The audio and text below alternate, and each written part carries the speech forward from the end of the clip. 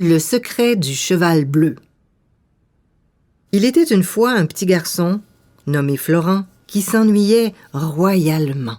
« Je m'ennuie !» Il était tout seul, personne avec qui jouer. Son père était parti depuis 1 heure au moins.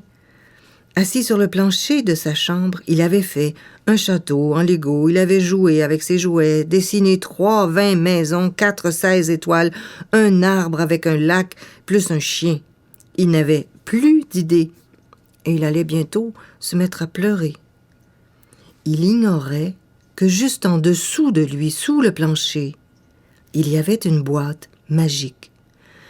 Une grosse boîte cachée là des années auparavant, par un magicien bleu, très âgé, qui avait été locataire de la chambre, bien avant que la famille de Florent vienne habiter la maison. Cette boîte contenait des trésors, mais personne ne l'avait ouverte depuis le départ du magicien. Pour la mettre en marche, car elle pouvait s'allumer et s'éteindre, il y avait un secret, un truc que Florent, sans le savoir, venait tout juste de déclencher. La magie se mit en branle et un superbe cheval bleu portant une veste fleurie verte et des souliers dorés s'avança vers Florent. Il ne dit pas un mot, mais Florent comprit, juste à regarder ses yeux, qu'il pouvait lui faire confiance. « Allô, cheval, t'es beau !» Monter sur son dos fut assez compliqué. Le cheval était très haut, la chambre plutôt petite. Florent dut grimper sur le lit et s'accrocher après la crinière. Il dut s'y reprendre 4 ou 5 fois, mais une fois assis sur le cheval, wahou, tout se passa très vite. Ils parcoururent une grande distance. Le cheval galopait dans le ciel et Florent, le cœur battant, se tenait très fort après sa crinière. Il y avait beaucoup de vent, mais aucun autre bruit. C'était fascinant. Florent avait vite découvert comment diriger le cheval, qui obéissait chaque fois parfaitement. Petite tape à droite, ok, un petit peu à gauche, tout droit, fonce cheval. Le ciel était mauve. Le cheval sentait très fort et Florent riait de plaisir. Ils s'arrêtèrent juste au-dessus d'une ville. Là, Florent s'aperçut que le cheval n'obéissait plus. « Hé, toi, continue, mais allez !» Contrarié, le garçon donna un coup d'étalon, puis quelques petites tapes sur le cou. Il cria « Hé, hé, hé !» Le cheval secoua la tête, balança son grand corps, mais n'avança plus. Il semblait fixer quelque chose en bas, comme hypnotisé.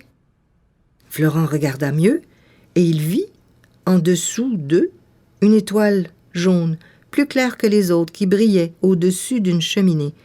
Une cheminée sans feu. Le cheval descendit un peu. Une petite fille était perchée sur un poêle. Florent aima cette fille instantanément. Il voulut jouer avec elle. « Qu'est-ce que tu fais ?» lui demanda-t-il. Il vit de l'eau qui se faufilait sur le plancher, juste sous le poêle qui allait peut-être être emporté bientôt. La fille aussi, probablement. Ingrid leva la tête et aperçut Florent flottant dans les airs. Le cheval demeurait invisible pour elle. Mais elle vit que Florent avait l'air gentil. « J'attends Blue », dit-elle. Florent n'avait aucune idée de qui était Blue. Il avait très envie de descendre jouer avec Ingrid ou de la faire monter avec lui sur son cheval. Soudain, il eut peur que tout devienne très compliqué. « Mais pourquoi ?» lança-t-il. Il voulait comprendre. « C'est qui ça, Blue ?»« Ah, Blue, c'est mon ami ours. Je peux pas nager, moi, toute seule dans l'eau. Il fait trop noir, puis c'est trop loin. Il m'emmène à la fête de nuit. » Un bruit de clapotis leur fit alors tourner la tête en même temps. Florent vit un remous dans l'eau. Ingrid vit un ours bleu qui nageait vers elle dans le salon. Florent devina que c'était Blue, même s'il ne pouvait pas le voir. Ingrid applaudissait et semblait toute contente. « Bravo, mon beau Blue d'amour, je savais que tu viendrais. » « Dis, Blue, est-ce que Florent pourrait venir avec nous à la fête? » « Florent ?» Blue leva la tête et vit le petit garçon sur son cheval. Il sut tout de suite que le cheval était magique, comme lui-même. « Mais bien sûr, mais il peut pas monter sur mon dos, lui, il va nous suivre avec son cheval. » Ingrid ne comprit pas pourquoi Blue disait ça au sujet d'un cheval, mais en s'installant sur le dos de Blue, comme elle avait l'habitude de le faire, elle vit que Florent suivait dans les airs, les jambes écartées et les mains agrippées à quelque chose, comme s'il était grimpé sur un cheval, se dit-elle. Elle devina aussitôt que Florent, tout comme elle, avait de la magie dans sa vie. Peut-être qu'il avait découvert le secret d'une boîte magique. « Ah, toi aussi, t'as dessiné des oiseaux? Et moi, là, la première fois que Blue est apparu, j'avais dessiné des tas d'oiseaux, tous différents. » Florent ne sut pas quoi répondre, il n'avait pas dessiné d'oiseaux. Il réfléchit un moment pendant qu'ils se dirigeaient tous les quatre vers les lumières du centre de la ville. L'ours nageait sans difficulté. Florent suivait dans les airs sur son cheval bleu qui faisait de la vapeur dans le ciel noir. C'était grisant. Et puis, il comprit. Avant que le cheval n'apparaisse, il était justement en train de dessiner. Il avait dessiné des tas d'étoiles différentes, pas une pareille. Il s'était appliqué à trouver des façons nouvelles de les tracer. Ah, alors, c'était ça le truc!